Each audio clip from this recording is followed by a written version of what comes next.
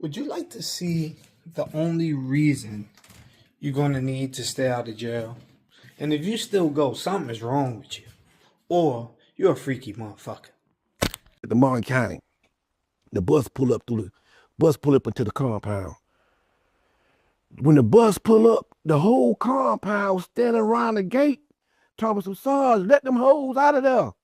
Sarge, come on, man, turn them hoes loose. So I asked the Sarge, I said, Sarge, do they know that these are men in here? He said, the Sarge said, that's what they want. They want the men. That means that's new ass. That's unbagged salad. They want y'all. They want that salad. They want that ass meat. So who's scared? Man, them motherfuckers on that bus hands was hitting the roof of that bus. I said, God damn, I said, everybody on this bitch scared? I got my hands in my pocket. My hands trying to get out too. Cause I said, man, I'm gonna provide. I ain't scared. But my hand was telling me, nigga, fuck that. We scared, goddamn it. So I said, what the fuck? I said, sorry, what's going on? Look, if I call your name, you're going to the drug facility. You're not gonna go in there. Darius West. I said, man, here I go, man. Man, let me tell you something, man. I went to sick call one day after getting that drug facility. They were passing out condoms. We in prison, and they passing out magnums.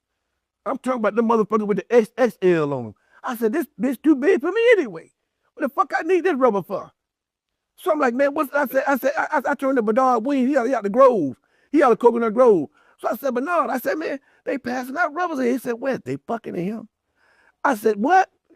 I said, where they found the time to do that at? I found that shit out. And I got to the work camp. I'm sitting in there watching TV in front of the canteen, give me a bag of chips and some soup to take back to the dorm. I hear somebody in there screaming inside the basketball closet. That's where the basketballs and the volleyballs and shit at. Some sissy walk out. I see brown liquid running out behind him. So I'm like, what the fuck is that? They in their booty busting like a motherfucker. So I said, what the fuck is going on with this? I said, God, please, God, get me out of here, Lord, please. And God said, I'm going to walk you through this one time. The next time you on your motherfucking own. God cussed at me. God used profane language at me. God said, I'm going to walk you through this shit one time. The next time you on your motherfucking own. So the judge said, man, y'all can't do this here. He got no weapon in here. So they gave me 5.5 years. I jumped on that shit. And they told me there ain't no crying in there. You motherfucking lie. I cried so hard in that goddamn courtroom. I was so scared in that motherfucker. I wet up all the lawyer papers. The lawyer gonna turn and tell me, Donis, you can't cry in here. I told him, you don't tell me when to cry. You don't tell me where I can cry. How a motherfucker gonna tell you when and where you can cry? And you finna get sent to that ass castle. And they trying to give you 17 years in booty land. I don't want to go in there. So I took the 5.5. I got sent up in there. I'm tell you something, I got to South Florida. When I left West Dade, I left Metro West Dade. I went to South Florida. As soon as I got in there, somebody screamed my name out. Somebody said, hey, West, check it out. Somebody like, who the fuck calling me in here? I said, it's a dude with a school with Anthony Canty. He said, man, check it out. Come here, West, come here, let me show you something. I went inside his dorm with him. He said, West, look here, look in that window. I look in the window. It's a white boy in there being dissected by 5 niggas. He got a penis in each one of his hands. He got a penis in his mouth, one in his ass, and got niggas lined up and said, man, she fucking for $25. I looked at that nigga, I said, bro, what you said? He said, man, that whole fucking she fucking for $25.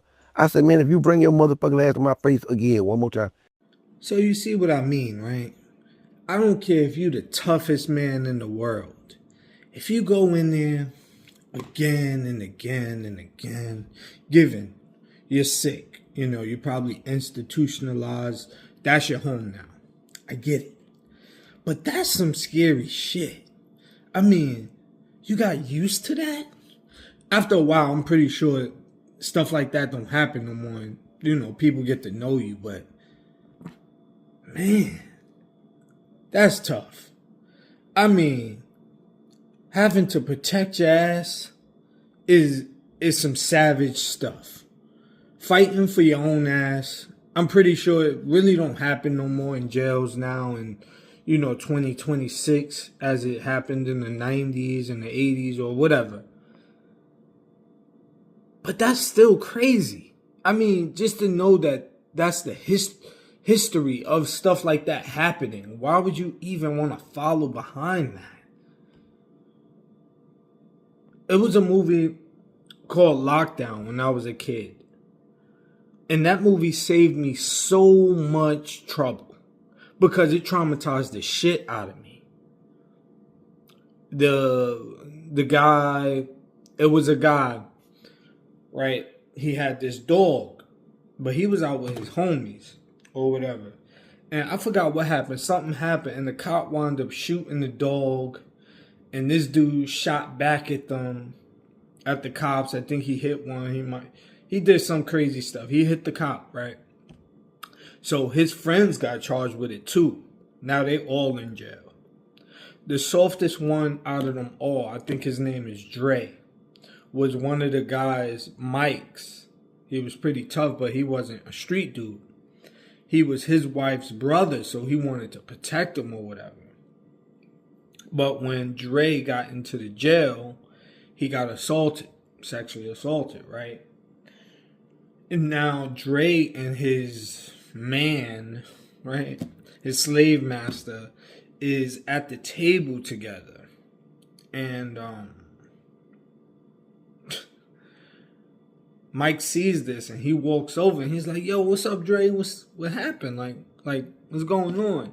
And the guy that's with Mike's cellmate, he's like, nah, he ain't no man no more. He got his manhood taken. You just can't go over and talk to him anytime you feel like it.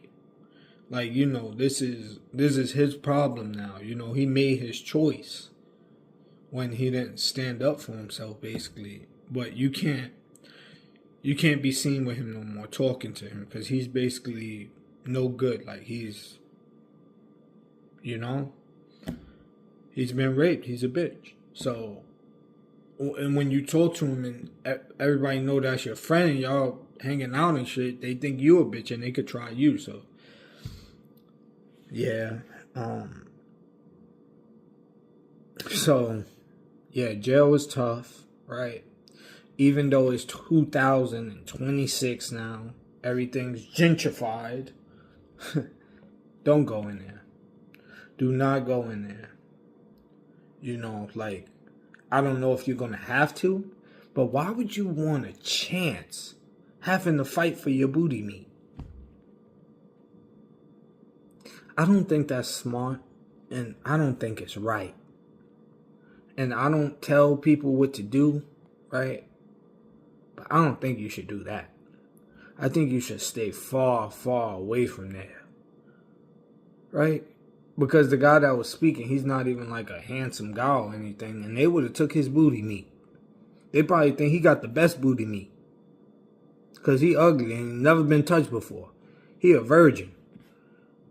Oh, man, just thinking about that is like wicked.